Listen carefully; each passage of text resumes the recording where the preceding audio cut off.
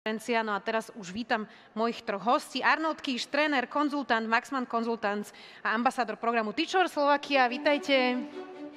Martin Menšík, technológ vzdelávania, lektor trhu práce v Profesia.sk. A Lukáš Ondřej, riaditeľ pre talent management a zamestnaneckú skúsenosť Slovak Telekomu a T-Mobile.cz. Vítajte aj vy.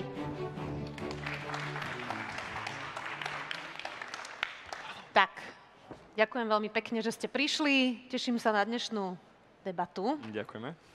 Tak, počuli sme v tej dokrutke, že zanikne manuálna práca, lopaty, skladníci. Tak, je to váš typ? Je to typ správny? Zaniknú lopaty a skladníci? Je to typ veľmi pravdepodobný. Pravdepodobný. Pravdepodobný. Je možné, že zanikne veľa pracovných pozícií, ktoré dnes nevyžadujú nejakú veľa kreativity a skôr sa vyznačujú nejakými rutinnými činnosťami, opakovanými, veľa opakovaných vecí vie nahradiť stroj.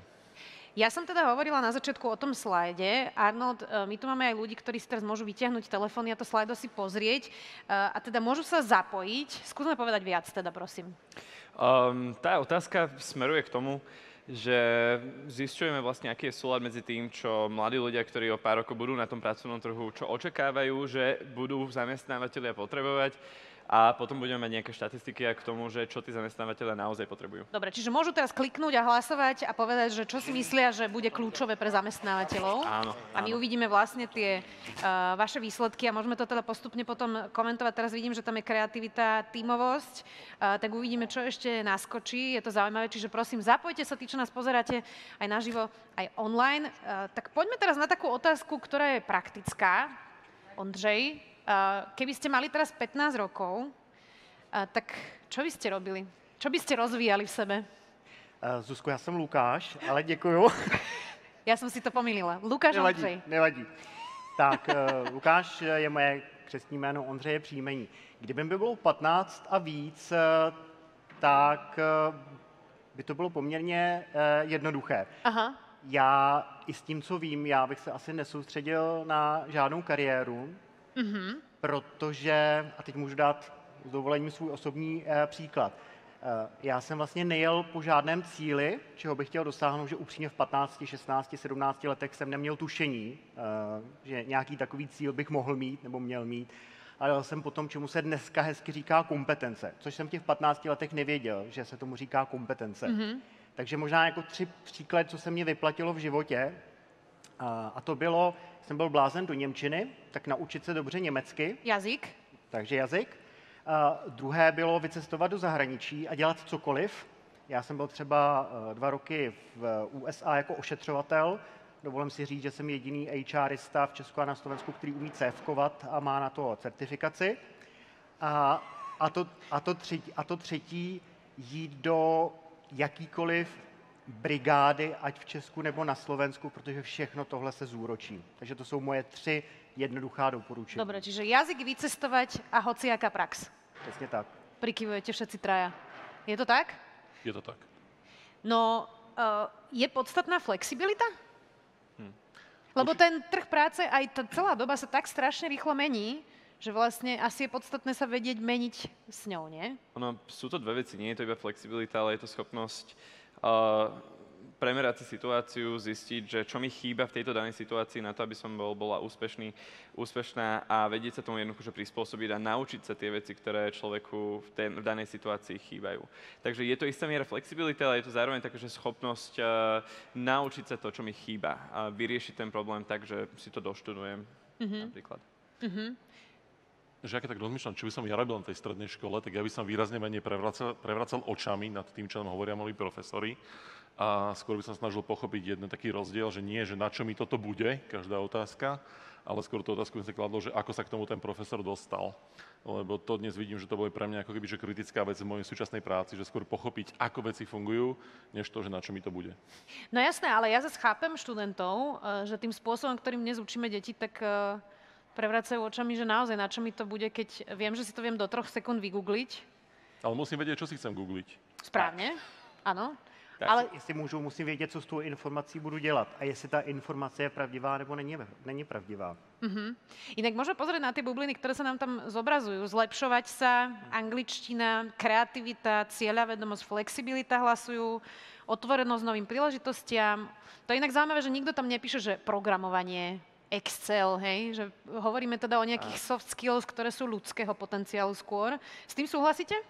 Je to veľmi prekvapujúce vidieť takéto, že reálnejšie očakávania, keď to porovná človek s tým pracovným trhom. Takže súhlasím, jednoznačne programovanie nikdy nebude na škodu, respektíve pochopiť, ako to funguje, pochopiť, ako funguje AI, podobne virtuálna realita je niečo, do čoho by som sa ja pustil, keby som bol teraz na strednej škole.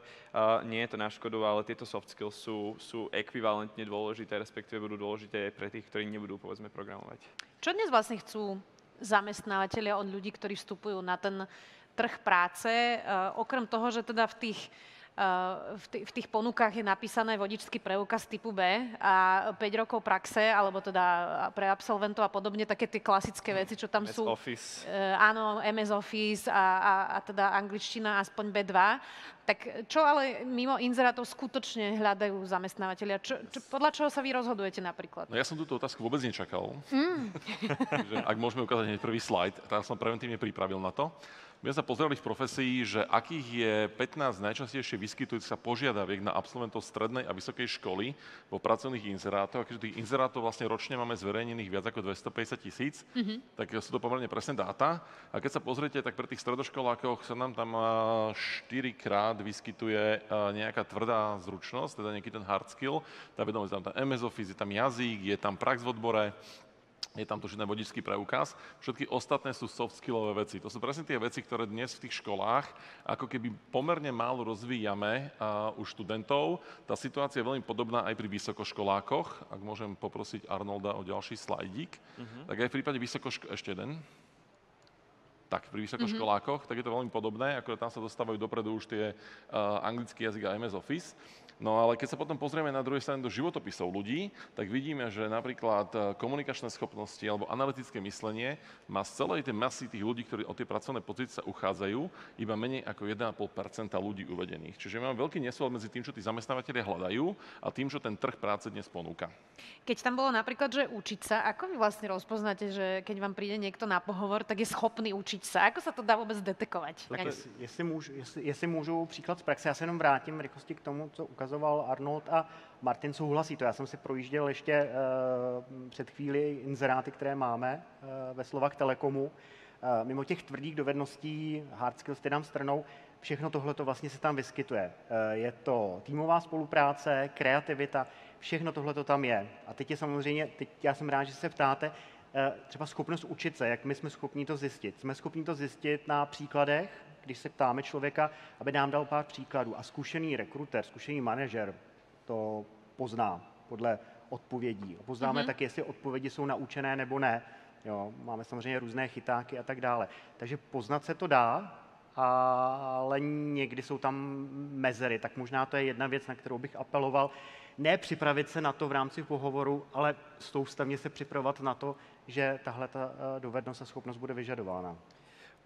Ja pracujem vlastne tiež v HR branži, takže tomuto sa celkom venujeme. Existuje niečo ako behaviorálne pohovory, kde sa vás vlastne pýtajú nie na to, že čo by ste robili v nejakej situácii, ale budú sa vás pýtať na nejakú skúsenosť z praxe. Hej, že kedy si zažil situáciu, keď si potreboval rýchlo vyriešiť nejaký problém alebo niečo podobné a oni zistia podľa vašej odpovede, či si vymýšľate alebo nie. Ale toto sú skúsenosti, ktoré môžete na strednej už úplne v poriadku nabrať a potom pri pohovore neskôr povedať, že áno, mám s týmto skúsenosť a tak ďalej. Ideálne, keď reflektujete. Prejdete si niečím, zamyslite sa nad tým a z toho viete profitovať úplne najviac. Martin, ako napríklad viete detekovať, či je niekto tímový hráč? A poviem to napríklad na svojej skúsenosti. Ja teda mám obmedzenú tímovú hráčskosť. Ja som taký ako individuálny typ, ale zároveň viem byť súčasťou tímu, keď treba. Keď tam môže byť šéfka toho tímu. Ďakujem ti. ale teda ako sa dá detekovať tímový hráč a ako napríklad v sebe rozvíjať, či je niekto tímový hráč? Tých spôsobov je strašne veľa a môže to byť napríklad skupinový tímový pohovor, že tam prídu vlastne celý ten tím a si to nejako pingpongujú. Máme rôzne testy psychologické, ktorými to vieme odhaliť, ten potenciál toho človeka, nejaké jeho predispozície. Máme Gallupové testy napríklad na silné stránky človeka, ktorých vieme zistiť, v čom je on naozaj dobrý a podľa toho sa rozhodovať, či ho príjmeme alebo nepríjmeme, alebo akú pozíciu mu dáme, alebo akú vec v ňom ňom treba rozvinúť. Jasné, no tak my tu máme ale dnes ľudí, ktorí možno by to chceli rozvíjať. Tak čo by ste im poradili, ako tieto skilly, o ktorých sme teraz hovorili, čo je nejaká tímovosť, flexibilita, schopnosť učiť sa, ako by som to mohla ako 15-ročný človek rozvíjať? Tak já, jestli můžu, za mých mladých dob, mě teda nepoměrně více než některým kolegům tady, tak Děkuji. nemyslím, ano. Tak něco jako týmová spolupráce, my jsme to jako moc nezažili na školách. Já si nepamatuju, že bychom dělali nějaký skupinový práce. Jasné, tam si každý robí svoj zošit. Přesně tak.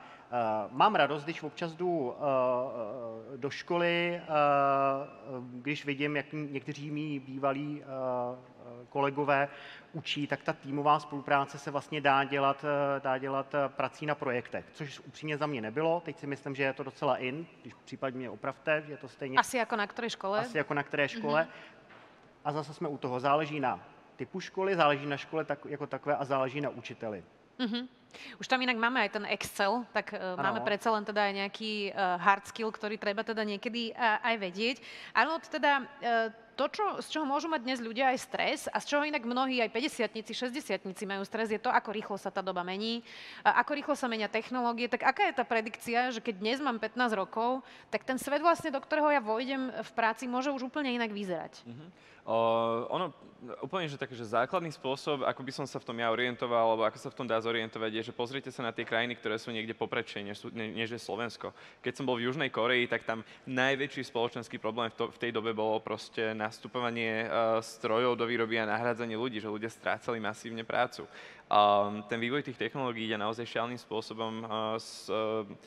Svetové ekonomické fórum napríklad odhaduje, že do roku 2025 desiatky percent prác sa jednoducho stratia, lebo nastúpi AI, nastúpi automatizácia a tak ďalej. K tomuto ale ešte aj Martin bude vedieť povedať, podľa mňa v krátkosti, máme k tomu aj taký pekný malý graf. Opäť ste to nečakali? Ne, úplne. To som tak preventívne pripravil, že toto je môj veľmi obľúbený obrázok technologického pokroku. Ako ľudstvo vlastne sa pripravuje. My ako školy nemáme šancu nikdy dobiehať ten technologický pokrok, pretože tá doba sa mení tak strašne rýchlo. Tu vidíte nejakých 500 rokov svetového sveta, zhrnutých na jednom grafe. A keď sa pozriete, tak okolo roku 1400 by našli tlačiarenský list, vznikli prvé knižky. A predtým sme ešte 3000 rokov ako ľudstvo vynachádzali pluh napríklad. A potom prišiel to 19. storočie a zrazu zistili, že tá technológia začala, alebo ten svet začal sa hýbať podstatne rýchlejšie. A keď si pozrite tých posledných 20 rokov, ktoré tam máme, že my vlastne sme v roku 1903 vzlietli prvýkrát do vzduchu s bratami Wrightovcami, o 60 rokov na to sme už pristali na mesiaci a dnes sledujeme v priamom prenose pristánie modulov na Marse. Tá doba je tak rýchla, že keby som dneska mal niekomu povedať, čo bude robiť v budúcnosti, ja to netuším, pretože bude to iba o tom, že ako on bude pripravený na to reagovať práve v tej flexibilite z tej úvodnej otázky a ako bude schopný využiť tie svoje vedomosti na to, aby v tom svete sa zachoval. Čiže pripravme sa na to, že všetko bude rýchle a všetko to bude extrémne inovatívne. Dobre, ale neexistuje teda možnosť aj, že poviem si dobre, tak ľudia budú vždy potrebovať lekára. Áno. Tak je možno dobrý nápad ísť robiť lekára. Jestli můžu, taky nejsem připraven, jestli můžu, já často slyším na výběrových řízeních, že vysokou školu jsem nedokončil, nebo já jsem ani nesečel na vysokou školu, protože mi to nestálo za to. Já mám trošku jiný názor. Já si myslím, že škola, ať je to střední škola nebo vysoká škola, je vždycky dobrá. Nespoléhal bych se 100% na to, že to, co se tam naučím, využiju. Ono to tak většinou není. Asi takhle.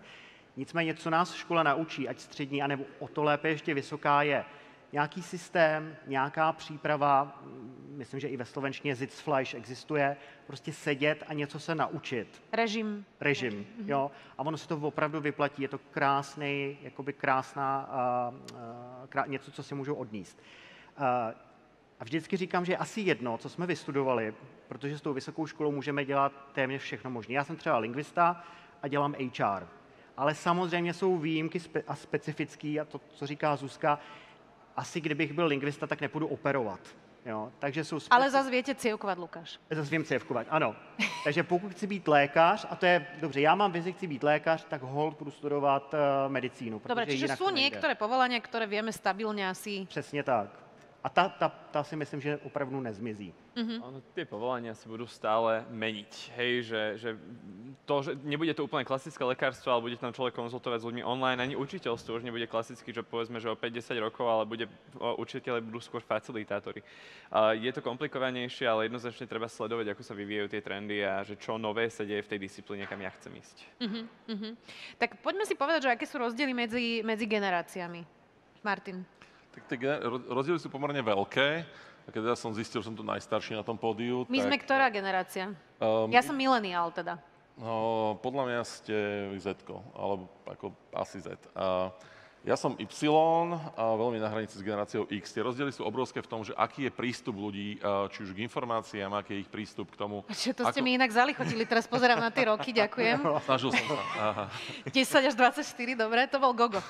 To bol Gogo, ale poďte ďalej. OK. A vlastne je to spôsob, akým oni vnímajú lídrov. A preto aj tí školy by sa mali meniť.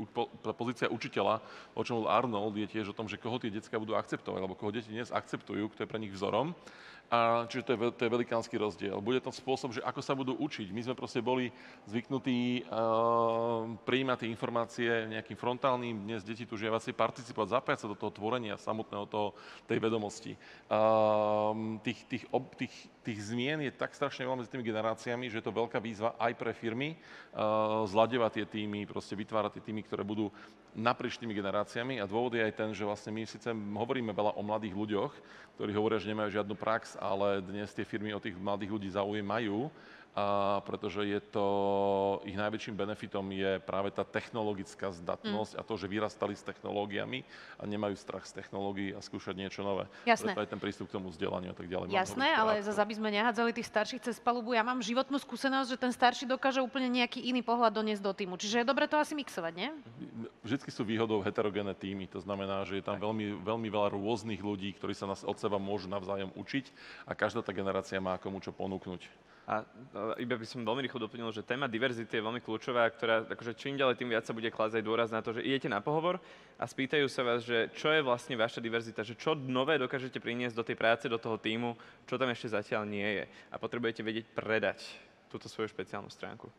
Zatiaľ najväčšie riziko, ak môžem iba tých alfákov, je v tom, že ich krátkodobá pozornosť, to je asi najväčšie riziko, ktoré firmy momentálne hovoria, že tých 30 sekúnd na storke na Instagrame nestačí úplne na to, aby som podal plnohodnotný pracovný výkon.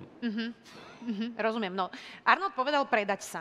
Hej, to je dnes naozaj podstatné. Ja sa priznám, že som teraz prvýkrát v živote pričuchla k vášmu remeslu, pretože som hľadala stážistu na leto.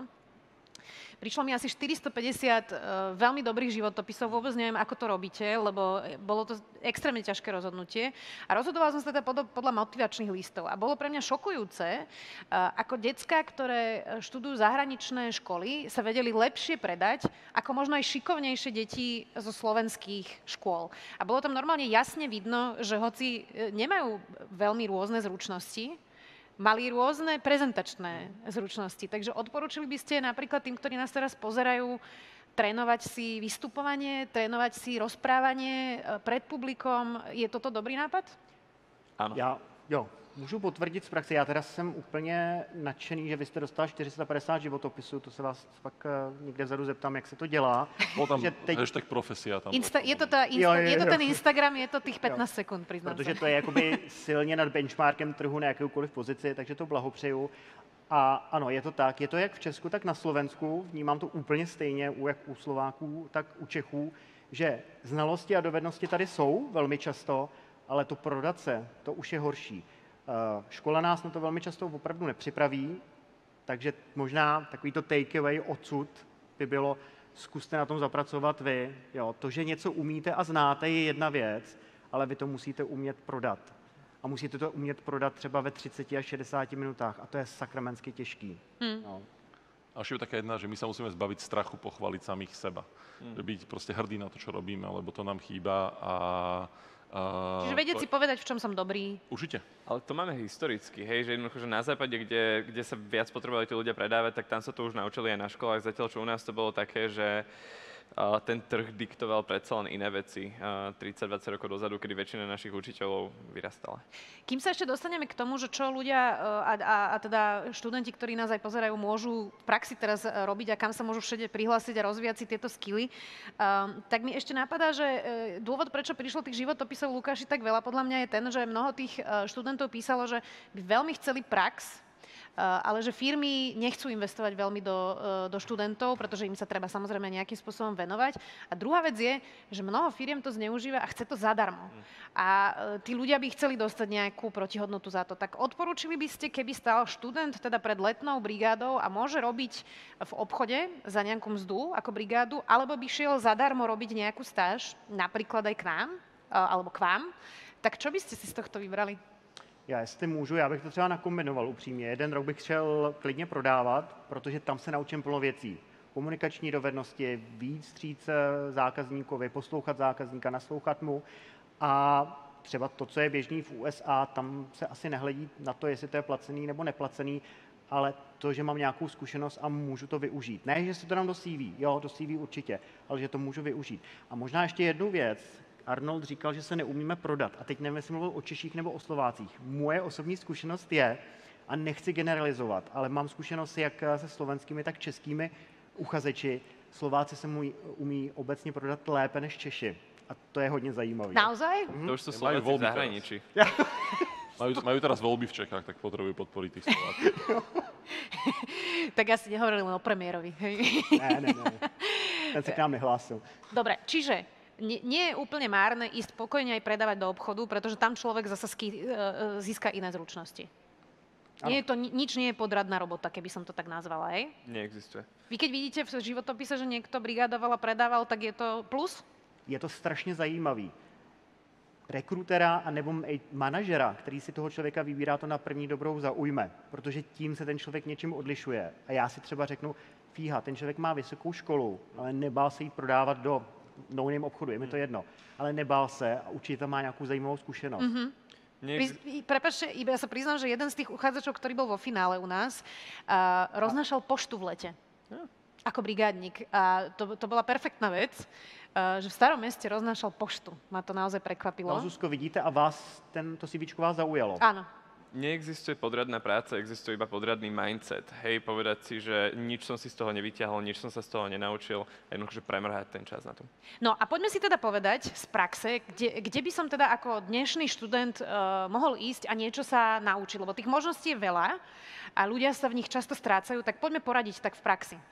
Ja to skúsim tak, že za minútku, inak ak si pripravíte mobily alebo niečo na zapisovanie aj tu, ale aj online, že ono tých príležitostí skúsim tak predstaviť viac a rýchlo. Spolupracujem s týmito organizáciami a viem, že vám môžu výrazne pomôcť. Jasné, ja len dodám, že celý záznam bude potom na stránke Interkonferencie, čiže spätne si to viete aj dohľadať tie organizácie. Ale vieme, že reálne potom spätne si to už ľudia väčšinou aj... Dobre, zapisujte si prosím. Tak prvá tá organizácia, ktorá sa venuje, akože je to platforma, kde si môžete doštudovať, dovzdelávať sa, pozrieť si nové veci, tie zručnosti, tak to je, že Múdry, takto vyzerá aj web, máte tam tie kurzy a viete si ich pozrieť na Instagrame alebo na YouTube, robia všetko vlastne akože zdarma.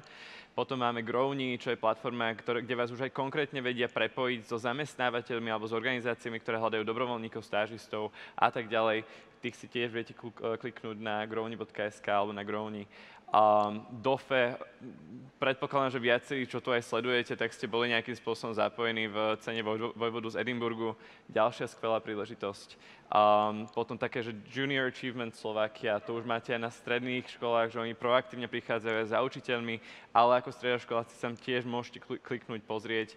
Program iAmbitious, neformálneho vzdelávania, na budúci rok sa môžete prihlásiť. A je toho ešte viac, hej. Tých zdrojov nie je málo, len si treba uvedomiť, že ono nie každý má to šťastie, že je na škole, kde učitelia prídu a proste predávajú a ponúkajú tieto možnosti. Niekedy je dôležité zobrať si to do vlastných rúk, vyhľadať si tie príležitosti a povedať si, že do tohto idem. Aj keď ma nikto neposunie k tomu, tak ja urobím ten krok naviac. Čiže to sú nejaké stáže, aby sme to tak lepšie priblížili, alebo nejaké programy vzdelávacie, kde ak mám pocit, že dostatočne možno škola, možno môj učiteľ nerozvíja moje zručnosti, tak si ich viem rozvinúť akoby sám. Aj keď už rozvíja, tak viete si to doplniť. Hej, že to je otázka na slajdo, že ak by sme mali odporučiť, že v čom si rozšíriť rozširovať tie vedomosti, tak čokoľvek z toho, čo sa tam ponúka, keď si to zapamätáte a zreflektujete, že áno, toto som sa naučil a viete to potom niekomu povedať ďalej, tak je to užitočné. Čokoľvek z tých vecí. Poďme aj na otázky zo slajda, lebo sú zaujímavé. Ak by ste mali mladým ľuďom odporúčiť, v čom si rozširovať vedomosti vo voľnom čase, čo by to bolo, čo bude podľa vás najviac cool o 2-3 roky? Tak jestli můžu, já nevím, co bude nejvíc cool za 2 nebo za 3 roky, ale zase osobní příklad. Já jsem fakt jako velký fanoušek němčiny. Jo? Já jsem se sám učil němčinu, pak jsem se naučil němčinu na střední škole, vystudoval jsem germanistiku, ale nevěděl jsem, co s tím budu dělat. A vlastně oklikou jsem se dostal do Slovak Telekomu a T-Mobileu, kde vlastně němčinu můžu využít. Jo? Takže já bych možná nešel do toho, co bude cool, ale jděte do toho, co vás baví. A to může být cokoliv. Jestli malujete nebo se učíte japonsky, všechno se vám zúročí. Jasné, inak to je taká otázka, ja som chodila na klavír a príde mi to strašne zbytočné, ale ja vlastne neviem, čo mi to rozvinulo. Možno lepšie vnímam nejaké iné veci. Čiže vlastne človek úplne nevie povedať, že či mu to na niečo bude, ale rozvinie mu to možno nejakú hemisféru, možno nejaké... Sústrediť sa na viac vecí naraz, to isté jazyk vám vlastne učí chápať komplikovanejšie konštrukty, všetko. Hej, aj to, čo je v škole najnudnejší predmet, vám nejak rozvíja mozog. Mám serióznu otázku, čo by som mal robiť preto, aby som robil to, čo ma bavilo, ale obmedzujú ma priatelia a rodina. No rodinu človek vymeniť nemôže, priateľov trochu ľahšie. Martin? Tak môžem, tvoji rodičia ma nebudú mať radi, ale rob to, čo chceš robiť, lebo je to strašne dôležité v tom, aby ťa veci bavili v živote. Čiže nesnaž sa žiť život tvojich rodičov, lebo bude to tvoja budúcnosť, nie ich. Takže choď za tým, čo naozaj, čo cítiš a čo by si chcel a buď v tom najlepší. A nech je to čokoľvek, len nepredávaj drogy, prosím ťa. Jasné. A asi keď chce niekto odísť zo školy, tak je dobre počúvať rodičov a doštudovať? Závisí od toho, že akú má inú druhú možnosť, lepšiu. Tá škola, on to časom potom zistí, že tú školu potrebuje a bude si musieť získať to vzdelanie niekde inde. Čas strávený na strednej a strednej a vysokej škole na Slovensku je stále posledný čas v ich živote, kedy získajú nejaké bezplatné vzdelávanie. Všetko v budúcnosti, budeš si vedieť anglicky, zaplatíš si, budeš si vedieť nemecky, zaplatíš si, budeš si vedieť programovať, zaplatíš si. Áno. Toto je naozaj posledný krát, kedy máte šancu získať extrémne dobré vzdelanie od výnimočných ľudí, od vašich učiteľov, ktorí vám dávajú víziu do vašeho života. Ja myslím, že tomuto trošku uškodil Mark Zuckerberg, ja iba poviem, lebo on teda odišiel zo školy a má Facebook, lenže to je 1 in a million, že áno? Buďte ako Mark Zuckerberg, akože čo iné. Slovenský Mark Zuckerberg. Jenom možná řeknu jednu věc, tady souhlasím. My máme tu krásný, máme fakt štěstí v Česku a na Slovensku, nebo na Slovensku a Česku, že máme bezplatné vzdělávání, pokud jde o státní školy. Využijeme toho. Jo, jsou země, kde se fakt za všechno platí. Jo. Toto je inak fantastická otázka, ktorú som chcela položiť aj ja. Ako si nastaviť vzdelávanie mimo školy, tak aby vlastne mladým ľuďom zostal ešte voľný čas na priateľov a rodinu? A to je naozaj choroba aj mileniálov, aj ďalších generácií, že máme pocit, že čokoľvek, čím strávime voľný čas a nie je vzdelávanie sa, tak je strata a že nám uchádza nejakým spôsobom naša budúcnosť. Ja taký tiež mám často pocit, čiže ja tomu rozumiem. Takže ako to urobiť tak, aby som chodila aj na tie programy, Arnold, ale zároveň sa nezbláznil z toho, že v 18 mám šialené tempo a vlastne nemám čas ísť ani s kamošmi von a zahrať si futbal. Ono, bavíme sa o dvoch extrémoch častokrát, že niekto, kto to vôbec nerieši a zase niekto, kto si na tom úplne ujde a potom vyhorí v 18-ke. Jedna z prvých vecí, ktoré sa naučiť, je robiť well-being, robiť akože science of happiness, ale nie, že na náhodu, ale vedieť čo, kedy, ako potrebujem na to, aby som sa cítila dobre. A kompenzovať to tým vzdelávaním a seba rozvojom a tak ďalej. Hej, že nerobiť iba jedno alebo iba druhé, ale že naplánovať si do kalendára čas trávený s rodinou, čas trávený vo fitku, čas trávený s priateľmi a podobne. Mohol by som ukázať svoj kalendár, kde to mám presne tak naplánované. Jasné. To sa človek potom inak asi aj vekom lepšie už naučí si nájsť nejaký ten balans. Nie všetci. Nie všetci. Potom niektorí vyhoria. Já můžu jeden tip. Prosím vás, nikdy neplánujte, ono je to lepší, nikdy neplánovat. Jste mladí, užijte si to. Tu máme nějaký rozpor, vidím. Já vám řeknu jeden osobní příklad. Já jako dítě jsem hrál míčové hry na silnici, občas tam projelo auto, jsme rádi, že jsme živí, rodiče jsou rádi, že jsme živí. Stavěli jsme, nevím, jestli se to slovensky řekne, bunkry v lesech. Řekne. Spadli jsme kolikrát do řeky. Přežili jsme to a já si myslím, že jsme se poměrně dobře, moje generace, která byla poblázněná, umístili na trhu práce. Tak to nezameškejte. Jo, mládí máme jenom jedno. Jasné, lebo tam zase človek rozvíja komunikačné, možno tímové schopnosti. Hej? A schopnost přežití. to má na té silnici. Dajme si ešte poslednú otázku a pôjdeme na krátke video. Čo zo soft skills najviac chýba aktuálnym absolventom vysokých škôl a na ktoré z nich by sa mali primárne zamerať, kým vstúpia na trh práce? Skúsme stručne. To bolo tých 11, ktoré boli na tom slide predtým, čiže je to tímovo, schopnosť riešiť problémy, schopnosť učiť sa, kreativita, flexibilita. Analytické myslenie. To sú všetky veci, ktoré už tam boli raz spomenuté. Dobre. Ďakujem vám veľmi pekne, ešte tu zostaňte prosím sedieť. Poďme si teraz pozrieť krátke video, kde Fero Joke hovorí o zaujímavých študijných programoch. Arnold, tak ako ste hovorili vy, kam sa ľudia môžu prihlásiť. On inak hovorí o tom viac nájdete aj na našej stránke enterkonferencia.sk, ale poďme si pozrieť, čo hovorí Fero Joke. Je to detiska, keď sa to... Tuto to mám hovoriť do tohto? No, dobrý deň.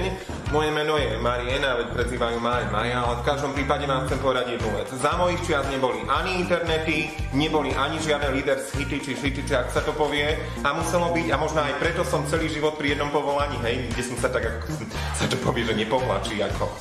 Čo keby som viac študoval, alebo riešila tie soft skills, študovala, neviem, ako sa to povie, alebo mentoringy, možno dobrovoľničiť som mohla, alebo stretávať sa s ľuďmi z praxe. Ale vidíš, ostala som takto, nie, že by som nebola spokojná, ale ty možno sa niekde posunieš a vieš kedy, keď si doďobeš toto video až do konca, no poď.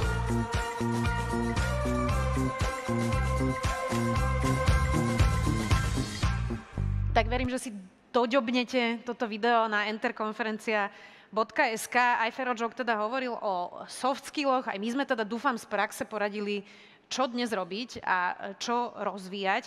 A teda máme pre vás pripravené aj rady od ľudí, ktorí už niečo dosiahli. Už majú čo to za sebou, sú to ľudia z biznisu, z praxe. Myslím si, že som dobre videla, že tam je aj prezident Andrej Kiska, ale aj iní podnikatelia. Tak poďme sa pozrieť na to, čo vám radia oni. Určite najlepšia a najhodnotnejšia investícia pre každého mladého človeka je investícia do vzdelávania. Dnes internet poskytuje možnosti, o ktorých sa nám ani nesníva. Keď som ako prezident bol na Stanforde, na Harvarde, veľa sme diskutovali o tom, ako dostať kvalitné vzdelávanie medzi mladých ľudí. Ako dostať Harvard, Stanford na Slovensko, do Popradu. A dnes už sa to dá. Dnes sú kurzy, dnes sú celé vzdelávacie programy, ktoré sú online. Je to na každom jednom mladom človeku, či má chuť, možno to aj trošku peňazí stojí, ale tá investícia je zanedbateľná v porovnaní s tým efektom, ktorý to môže mladému človeku priniesť. Vzdelávanie je to najdôležitejšie a kanály, ktoré sú dnes, treba proste využiť a dostať do seba čím viacej vedomostí. Ak by som sa ja spätne vrátil k tomu, čo by som spravil inak, asi keď som pochopil, že nie som na správnej škole, mal som školu zmeniť. Mal som normálne odísť a ísť na inú školu. Takže dnes som elektrotechnický inžinier, ale škole vďačím za veľa, ale školu by som v danom veku a v danom čase asi študoval. Volám sa Tomáš Žáček, som architekt. Okrem toho som aj zakladateľ Ekokapsule. Ekokapsule je krásny, moderný, energeticky nezávislý mikrodom, ktorý je ideálne použiť na pozemky, kde nie je žiadna infraštruktúra. Poháňaný je iba slnkom a vetrom. Ekokapsulu sme vymysleli ešte v roku 2009, keď sme ako architekti riešili jednu súťaž do USA, kde zadaním bol malý domček na obrovský pozemok. Vymysleli sme také vajíčko, ktoré je o mnoho väčšie ako terajšia ekokapsula a postupne od roku 2009 sme pracovali na tomto projekte, sme ho zmenšovali, optimalizovali, až sme teraz vo fáze, že vyrábame ekokapsule.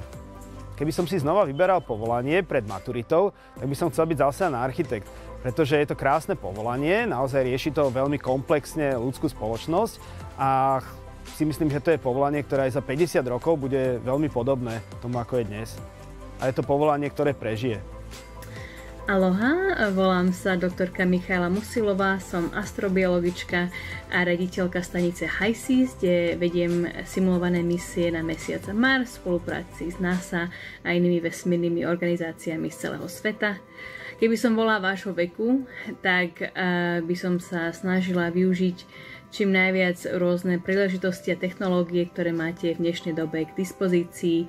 Napríklad chcela by som sa zlepšiť v coding, a teda kodovaniu, napríklad dá sa použiť Java alebo Python, ľahko a zadarmo prístupné cez internet.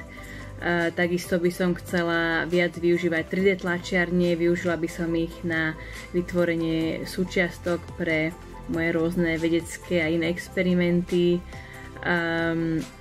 Takisto v dnešnej dobe máte prístup k dátam zo satelitov. NASA dokonca organizuje rôzne typy hackathons, cez ktoré sa môžete vlastne zapojiť priamo do príležitosti, kde môžete využívať tieto dáta, vytvoriť rôzne apky, ktoré môžu spracovať dáta zo satelitov spojených napríklad so sledovaním klímy a rôznych nehôd, ktoré sa odohrávajú po celom svete. Takisto by som chcela lepšie porozumieť NFTs, a teda Non-Fungible Tokens, všetko spojené s blockchain.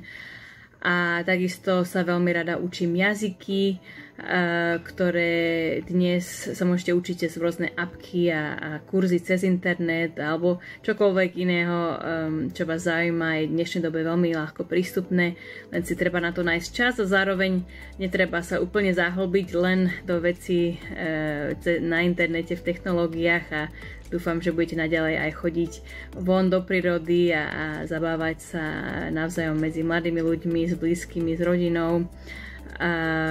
Tak vám so všetkým držím palce, dúfam, že to využite do maxima. Aloha. Som Katarína Hutyrová a vytvorila som miesto Nosené. Nosené je koncept, v ktorom dostáva oblečenie druhú šancu a zároveň tu nájdete ekologické alternatívy pre všetky oblasti svojho života. Či už sú to nejaké recyklované pančušky, prírodná kozmetika, doplnky do domácnosti a tak ďalej. Pretože textilný priemysel ako taký je veľký znečisťovateľ životného prostredia, dokonca až druhý na svete, preto musí dostať oblečenie druhú šancu. Keby som si mala vybrať spätne, čomu by som sa venovala v rámci štúdia, asi by som sa dostala k marketingu tam, kde ma to ťahalo, keď som bola študentka. Zavialo ma to do úvod dopravy a logistiky, ktorá ma taktiež bavila alebo baví, ale to, či by som sa rozhodla opäť robiť Nosené, tak to by bolo nemenné. Prečo by som sa rozhodla práve takto a stále rovnako? Pretože som vždy chcela pracovať na niečom, čo bude meniť, či už je to spoločnosť, alebo prináša do tejto spoločnosti niečo nové, niečo dobré a budem na to môcť realizovať svoje nápady. Učenie sa je jedna vec a potom zažiť skúsenosti je druhá vec. Takže v prvom rade je pekne sa niečo naučiť a prečítať si o niečom, ale zažiť a byť v nejakej danej situácii a mať skúsenosť niečoho je úplne odlišná vec, takže v tom žijem stále a myslím si, že človek by sa mal stále rozvíjať a učiť. Lenže keď som bol zase decko, tak som si to neuvedomoval, ale doba napreduje a preto by som chcel povedať, že nezatracajme hlavne štúdia technológie, pretože ja som to videl na mojich rodičoch, jak prišli digitálne veci, že mali s tým problém sa naučiť robiť, zapnúť počítač a ďalšie veci, takže by som to nezatracoval, pretože ďalej v živote nám to môže byť užitočné. Ľudia už teraz lietajú aj do vesmíru, čož je tiež veľký úspech ľudstva a tak ďalej. Už nemáme iba auta, ktoré idú na benzín a diesel, už máme elektrické auta, teraz začínajú vyrábať hydrogénne auta, čo bude ďalší veľký krok v ľudstve a uvidíme, čo ďalej ešte príde, tak tu budeme lietať možno. Moje meno je Lucia Šicková, som spoluzakladateľka herného štúdia Pixel Federation, okrem toho mnohých vzdelávacích projektov. A ako to celé vzniklo, boli sme 4 entuziasti, ktorí si mysleli, že by mohli vytvoriť štúdio, ktoré tvorí hry na Slovensku. A po niekoľkých zlyhaniach, niekoľkých rokoch trápenia sa a prežívaní sa nám podarilo vytvoriť hru, ktorá zažila veľký úspech na Facebooku. A naše hry, teda dneska už tvoríme na mobily a naše hry hrali milióny ľudí z celého sveta. Keby som si mohla vybrať znovu, určite by som neštudovala to, čo som študovala, čo bola ekonómia, lebo som ju študovala na základe popudu mojej mamy. Možno z teba bude dobrá účtovníčka, čo teda určite nie som ja som tvorivý človek. Čiže keby som si mohla vybrať znovu, vybrala by som si niečo, čo obsahuje tvorivosť. Animáciu, grafiku, niečo, kde je možná tvorivosť. A tých možností už je dneska strašne veľa, čiže určite by som si mohla lepšie vybrať. Volám sa Richard Marko, som generálnym riaditeľom alebo CEO firmy ESET. ESET je medzinárodná firma, ktorá sa venuje počítačovej bezpečnosti. No a som v tejto pozícii už viac ako 10 rokov a vo firme viac ako 25 rokov, takže ten postup bol taký, že začínal som ako vývojár, ako niekto, kto pracuje v tých technológiách, vyvíja tie programy, aplikácie, skúma počítačové vírusy, infiltrácie a keďže ma zaujímal aj ten širší kontext, tak postupne som sa dostal až do tejto pozície, ktorá je teda skôr tak orientovaná na biznis. Ja si pamätám, že keď som bol na strednej škole, tak bolo pre mňa ťažké sa rozhodnúť, že kam by som chcel ísť a myslím si, že to je ťažké, bolo to ťažké pred 30 rokmi, je to ťažké aj teraz. A mnoho mladých ľudí, tak ako počúvam moje deti, chcú byť niečo ako biznismeni, biznismenky, ale ja si stále myslím, že je dobré vyštudovať niečo, čo sa týka či už vedy alebo technológií, pretože to je to, čo hýbe túto spoločnosť dopredu. To znamená, ja sám som možno príkladom toho, že niekto, kto vyštudoval nejaký technický smer, tak sa môže stať práve úspešným v oblasti toho biznisu a podľa mňa tieto veci práve že spolu súvisia. To je výhoda. Ako človek, ktorý pochádza z oblasti technológií, dobre rozumiem tomu, ako tieto technológie fungujú, ako rozmýšľajú ľudia, ktorí tam pracujú, aké tam môžu byť príležitosti a viem sa s týmito ľuďmi porozprávať a tým pádom aj lepšie odhadnúť tú stratégiu, kde ako firma celkovo chceme smerovať. Richard Marko z ESETu, ale aj Lucia Šicková, Peťo Sagan a ostatní, myslím si, že nám poradili dobre, že sme vlastne doplnili to, čo sme hovorili my dnes. My teraz budeme mať krátku pauzu, o 14:00 sme späť s ďalšími veľmi zaujímavými panelmi, rovnako zaujímavými, ako boli dnešní moji hostia. Ja sa vám chcem veľmi pekne poďakovať za inšpiratívny talk. Arnold Kiš, tréner a konzultant Maxman Konzultant, Martin Menšík, technológ vzdelávania, lektor trhu práce Profesia.sk a Lukáš Ondřej, riaditeľ pre talent management a zamestnaneckú skúsenosť Slovak Telekome a T-Mobile.cz. Ďakujem veľmi pekne, vidíme sa o 14:00.